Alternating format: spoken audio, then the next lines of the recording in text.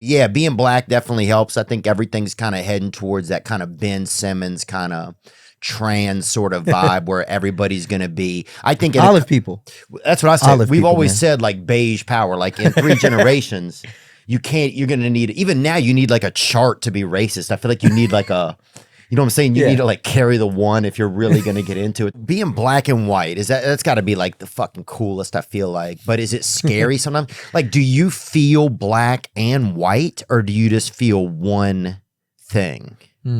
I feel like me. Like if you walk past like a barbecue spot, do you feel like part of you comes to the edge of your skin? Yeah.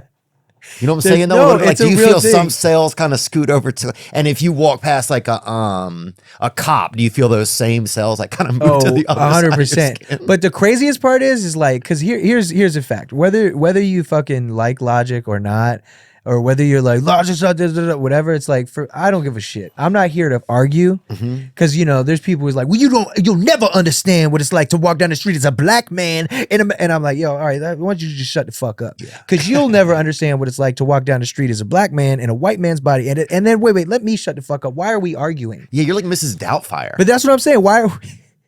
Hello. Why are we arguing in the first place? What you're going Right. through, I'm not denying what you're going through.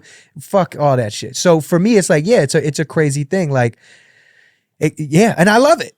Motherfuckers used to always be like, oh, he talks about this all the time. I'm like, so the fuck what, man? I don't give a fuck. I'm proud. I like it. You know what I mean? You look at motherfucker Twitter bio and their shit be like, black and proud, motherfucker. Yeah. I'm biracial. I'm proud.